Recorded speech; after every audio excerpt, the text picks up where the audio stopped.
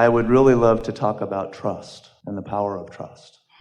We want to put in the conversation about the concept of trust. We want to put the word knowing, also the word clarity, because what absolute trust is no monkey business in your vibration, so that there is only alignment to who you really are. So you stand in utter clarity and utter knowing.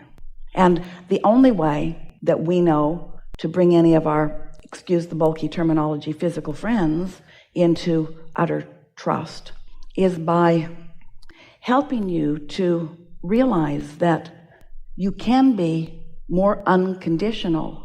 In other words, as you are observing your reality or the conditions of your reality, sometimes that observation produces within you a vibration that causes a split between you and you.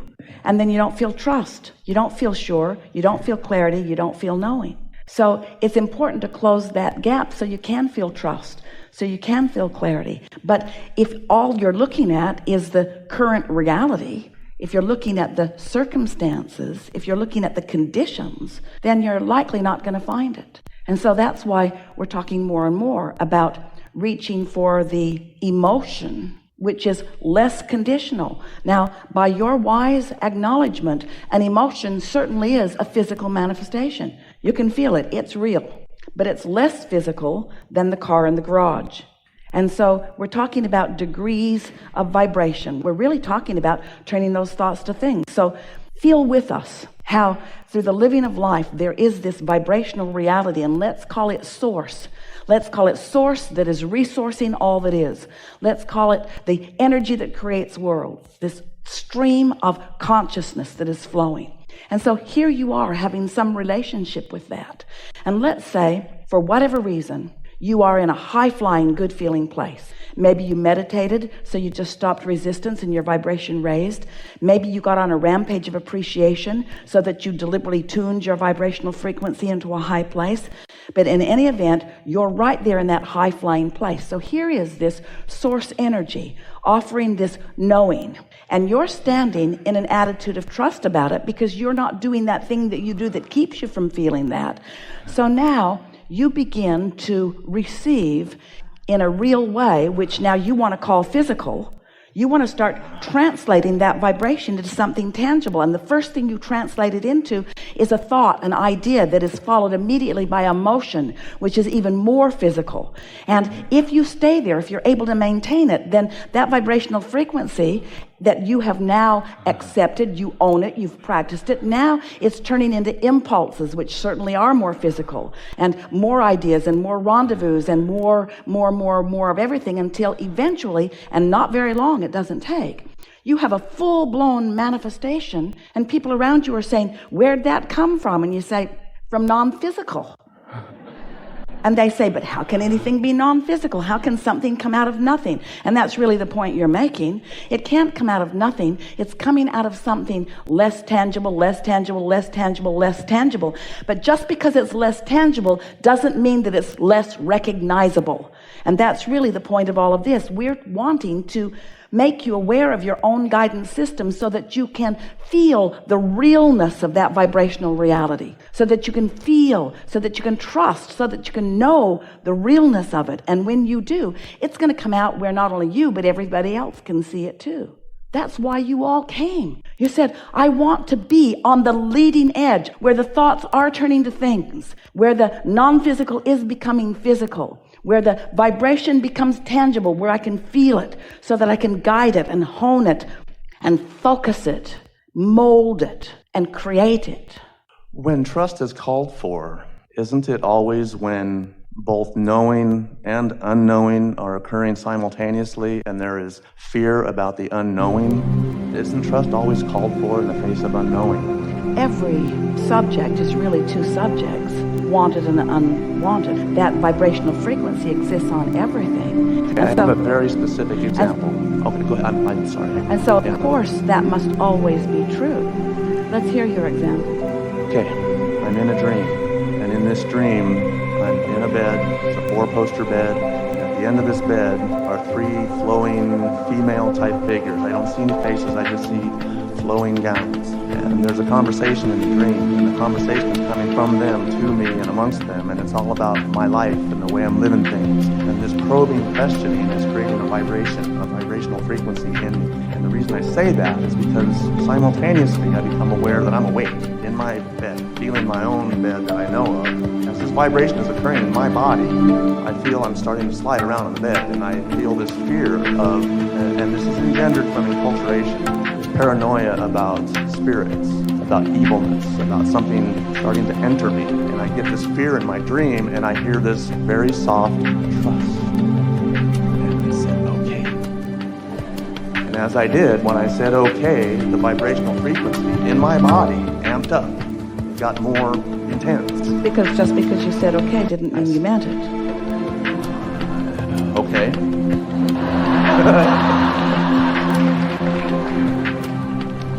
This probing questioning, me saying okay and trusting, this trust was called for 3 times in the dream. And 3 times saying yes. And on the 3rd time, my body started sliding all over on the bed. Like all over. 6-inch excursion. I could feel it, my body on the blanket sliding around. And in the dream, after the 3rd time, a male presence enters the room. And it wasn't a human male, it just felt dominating, came into the room. And when it came in, I look up, and it hovers over me, and there was a thought. I don't know if it came from me or from that. At the time, I didn't know. Now I kind of know, but at the time, I was in fear. This said, oh, I've waited for this for such a long time. And at that moment, I thought something from outside of me was going to enter me, and my religious training at the time told me, get that thing away, it's evil, don't let it be in you. And I said no. That was the first time in the dream I said no. And as soon as I said no, boom, I was awake. And for the next half hour, I looked at the clock, it was like 1:30 in the morning. For the next half hour straight, my body was vibrating and I couldn't stop it. I was in total fear. I didn't know what to do. My feet are shaking. There's this energy shooting out my fingers. And then after about a half hour, it finally started to subside. And then I realized it was dark everywhere. And I got scared again. And for the next 3 hours, I had my hands like this from the covers over my face. And then when the sun finally came up, I was awake. And when you ask for something that you're not ready to receive, the energy of it is unpleasant to you. It wasn't unpleasant at all. Well, it didn't sound unpleasant. No, not at all. No. The reason I was in fear is because nothing like that had ever happened in my life, nothing before, nothing since, but it was the most pleasurable physical feeling I've ever had. And we can see why you wouldn't trust that. Yeah, schizophrenia there, huh? Because your belief system has taught you, had taught you that if it feels good, it probably isn't. Right. And that you are so unworthy that nothing good could come to you like that. So if something comes, it must be bad. But your desire was strong enough that you summoned your relationship with this clarity, but your resistance was still strong enough that you didn't have a smooth ride within it. That's all that it is. When we visit with you, you see, it's such an interesting thing because here you all are as extensions of source energy. But most humans have managed to think themselves into enough separation from this source energy that when you begin opening yourself to it again, it feels frightening to you. In other words, what you're literally saying is the power and the clarity and the love and the goodness was more than I was ready to take on. So there are 2 things that we really want you to hear about your experience. First is, just like in your wake state, what you think and what you feel are always a vibrational match. What your belief system is always the way things are playing out. And in your dream state, there's less resistance while you are sleeping. In fact, the momentum on your beliefs has subsided while you are asleep. But the vibration that is within you, in other words, the experience that you have in your dream state, is evidence of what's going on with you vibrationally as well. And so the thing that we most want you to hear is that this conversation that we're having with so many of our physical human friends is not about you giving yourself over to something else. It's about you stop holding yourself apart from it. It's about allowing the clarity that you have access to rather than denying it. It's about allowing the wisdom. It's about allowing the wellness. It's about allowing the abundance. It's about acknowledging your worthiness and your well-being. And so we don't disagree with you that old beliefs hang on. And this is certainly evidence of that. Everything that you said is evidence of that. And so what's happening in your dream state is, you have to remember, you're the translator of it. You're the creator of your dream. You created that dream. You are the perceiver and the creator of everything. So you might want to ask yourself, why did I create a dream in which there was something there that I felt was good and something there that I wanted to be open to and something that I even used my words to say I was open to, and yet I wasn't open enough for it to be a smooth sailing experience? I was roughly 6 years into the power of human physiology, a focus on an idea that I have that's kind of revolutionary. I was 6 years into it and focused on that, and I think that's what happened, and I allowed that to come into me, and then it scared me, I guess.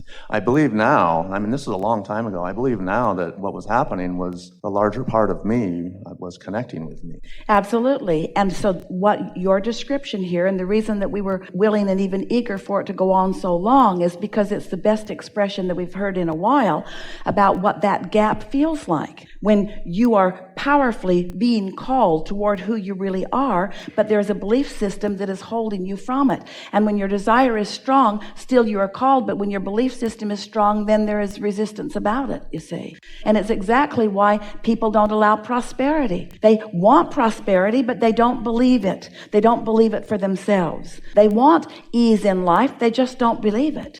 Because along your physical trail, you've picked up so many images and so many behavioral patterns from others because, and here's the root reason for that, because you are accustomed to observing rather than feeling. And so as you observe those around you, your parents and your teachers and your peers, you observe their response to you and you begin to cater to their approval.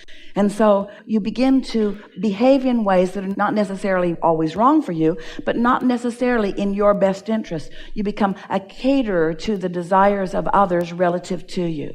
And so little by little, you get more and more vibrationally separated from that knowledge, from that clarity, from that worthiness that is really you. And then you come to this place, eventually most of you do, it's why many of you are here today. You really want to know who you are. You really want to feel your own power. You really want to begin expressing the clarity that is you. You decide that you're not wanting to live someone else's life, that you want to do what you came here. You want to fulfill your reason and purpose for being. So your calling is so loud that someone like Esther and Jerry come forth and they can feel that calling in themselves and within you. And so Abraham begins to explain that it is a vibrational universe. And some of you, it's very hard for you to hear that until we are able to help you connect to your own emotional guidance system.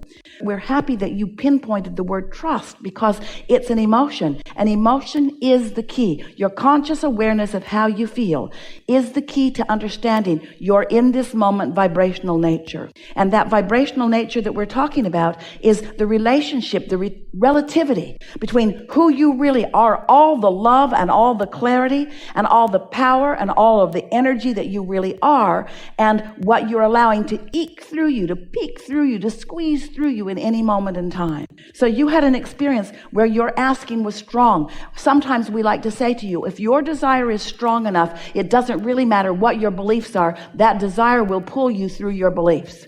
But it's a rough ride when you've got strong desire and beliefs that are in the way.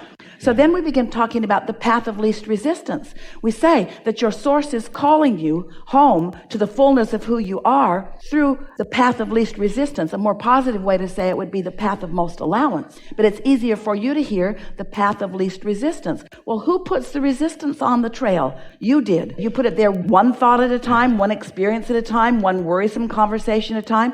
So you've put all this resistance on your own trail, but it didn't stop you from asking, from sensing, from knowing. So as the energy got stronger and stronger and is calling you in a stronger and stronger way, the faster you go, the more the resistance is evident. But what we're saying to you here that is new, you get that energy moving fast enough, it will blow all resistance out of the way. And that's what was beginning to happen to you.